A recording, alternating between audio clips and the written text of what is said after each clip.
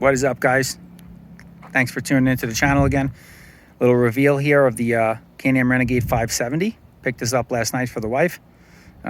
Super nice machine. I'll start it up for you so you can hear it. It is not loud, I can tell you that. It's a pretty quiet machine. You can see the digital gauges there. Shows you everything. Engine temp, fuel, four-wheel drive indicator, gear selection, all that.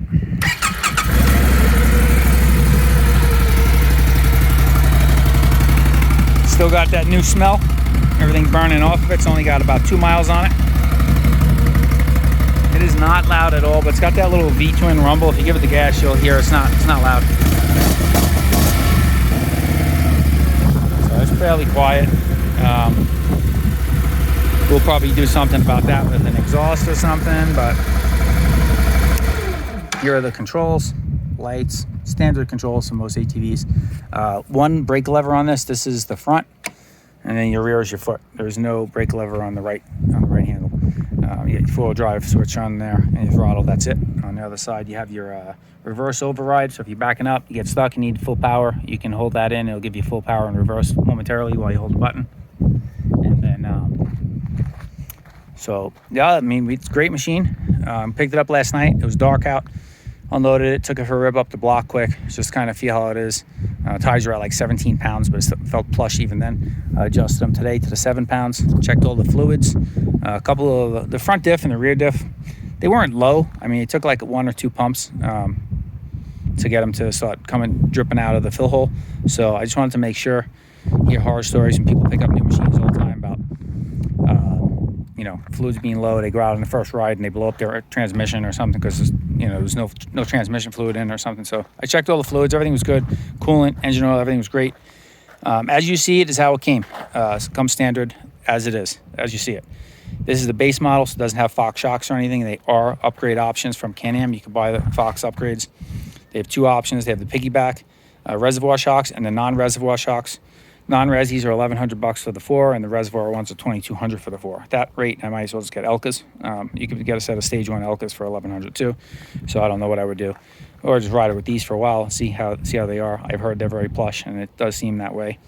So comes stock with the front bumper. Give you guys little close-ups. What's cool is actually the springs are actually powder coated textured, the same way as the bumper. Which is pretty neat touch. It's like a matte black, but it's like textured coating, same as the bumper is. So that's something I noticed. It was pretty cool. Super shiny and clean, nice and new. It'll never be this clean again, although I keep my stuff pretty clean, but nothing's ever that factory shine and new as when you first get it. So you got dual disc brakes in the front. I believe the rear is single disc brake. Used to be dual from what I understand, but they switched it to single. So I don't know why they did that. Is it single? Yep, single. So you don't have it on the left side there, as you can see, which is odd, huh? You can see where it used to be. I don't know why they did that, but it is on the right side, the brake disc. So single rear disc brake and dual front. Maybe that's just on the 570s. Who knows? Seems to stop fine. Taking it up the road, kind of breaking the brakes in a little bit, putting a couple of heat cycles in the engine. Braking time on this machine is 10 hours or 200 miles, no full throttle, no beating the hell out of it basically for 200 miles or 10 hours, whatever comes first. So we will follow the braking procedures. So that's the way I roll with all my stuff. Don't want to destroy it. I got the 5-year warranty with this machine. 5-year warranty, $1,000 I paid for it, well worth it. I paid $10,100 for this machine out the door at Sierra Cycles in Sierra Vista, Arizona. Other dealers quoted me almost $13,000 for this. And they didn't even have them in stock. I had to put a deposit and wait. This one wasn't in stock either, but it was coming the following week. I went down there last week. It was in this week. So lucked out kind of. Just happened by circumstance. Happened to be down there. Asked them. They said, as a matter of fact, we got a 570 coming in. Do you want it? I said, I'll take it. This is going to be for the wife. I obviously have the Raptor. My daughter has the DS250. My son has a YFZ 50. And then we have the Razor Pro XP. So I had quite a packed garage full of machines. So, which, if you guys follow my channel, you've seen videos on most of those already. So other than that, machine's all stock right now. Would like to do an exhaust. Not sure what type. Probably the Yoshimura, like I have on the Raptor. It's really nice, and they kind of work with Can-Am, and Can-Am sells them as an accessory on their website. So we'll see. But I would like to maybe do an exhaust just to give it a little more pop. You know what I mean? So it's a little quiet right now for my liking, but my wife likes it like that. So we'll see. Whole shot ATR tires, awesome tires. If you're going mudding, obviously it's not going to be the tire of choice, but for general trail riding, this is one of the best tires on the market, the whole shots.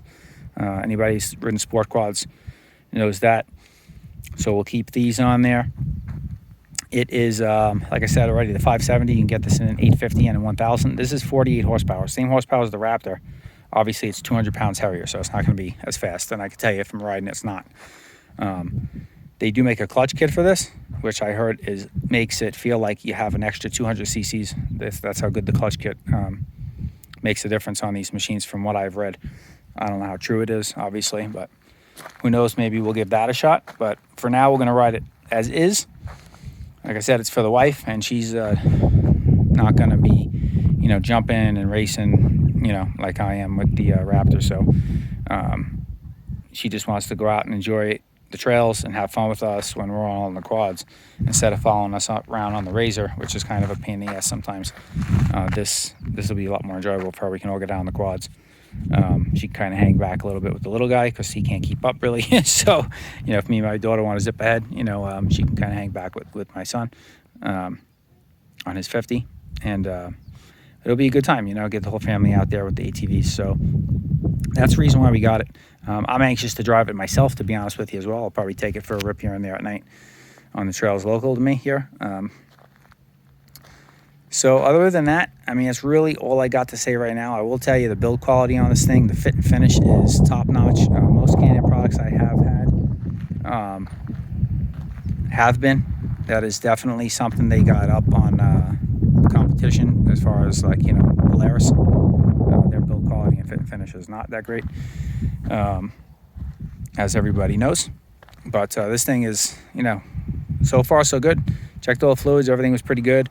Tell you, they greased the hell out of. There's a million grease zerks on this thing at every point you can imagine. There's 3 right here on the sway bar area alone,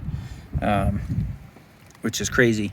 So front end's got 6 or 7 of them on each side. There's grease zerks everywhere on this machine, and they greased the hell out of it because it was a pile of grease hanging off them. I guess they really want you to know they're doing it. I went around and wiped them all off, so that's why you could see. But that drove me crazy. So, but yeah, went through the whole machine today just to make sure it was good to go. Everything was tight. Checked the lug nuts, checked the air pressure, fluids. So she's ready for her first maiden voyage. Probably be this weekend. We'll take it for a rip. And gear selector here. If any of you guys aren't familiar with the machine, you got low gear and high gear. Obviously in neutral, and then park as well. You have a park and brake on the brake lever for the front. Right here. Squeeze the brake, pop over the lever. As you see it is how it comes stock. There's nothing added to this machine right now. So as we have it for a few months, progress with the machine, add things, obviously I'll keep you guys up to date. But just kind of wanted to check in with you, show you the new machine on the channel. There'll be more footage on this coming, more trail ride videos with this machine in it. I got a trail ride video coming out with the Raptor and my daughter. We went out last weekend, so that'll be coming out soon. And yeah, so like the video, share it with your friends. Follow us on Instagram, Odyssey_offroad. Say hello over there.